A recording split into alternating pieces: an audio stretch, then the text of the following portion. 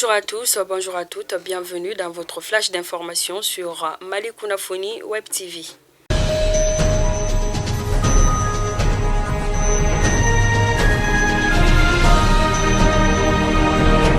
Hier, mardi 11 janvier 2022, une résolution d'un texte proposé par la France et ses alliés pour appuyer les sanctions de la CEDEAO contre le Mali a été bloquée par opposition d'un double veto russe et chinois au Conseil de sécurité de l'ONU, indique une source diplomatique rapportée par l'agence de presse russe.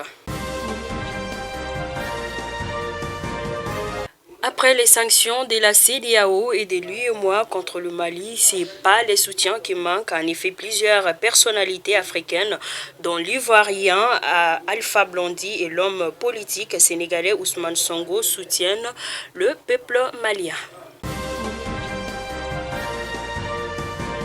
La Confédération des syndicats autonomes du Sénégal condamne les sanctions de la CEDEAO et de l'UEMOA contre le Mali et réitère leur soutien au peuple malien.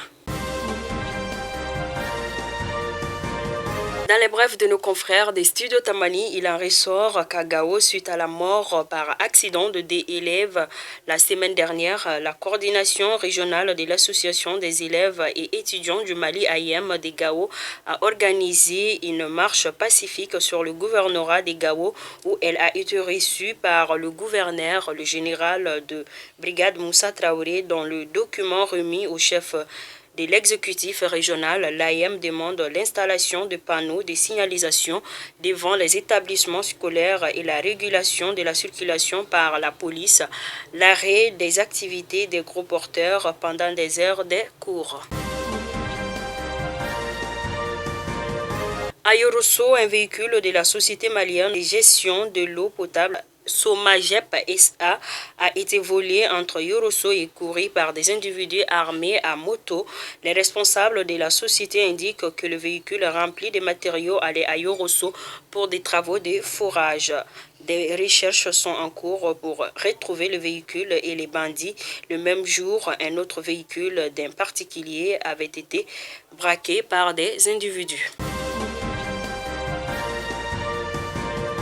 Un nouveau cabinet médical opérationnel dans les cercles des CAI. En effet, 50 millions de francs CFA, c'est le montant injecté dans la construction du cabinet médical Siré Oumou Sambounou. L'infrastructure a été inaugurée à Koussané, cercle des CAI, initié par un migrant. Le joyau comporte entre autres une salle de consultation, une salle de soins, une salle d'accouchement, un dépôt de médicaments, des bureaux et salles d'observation. La cérémonie d'inauguration a enregistré la présence des autorités locales.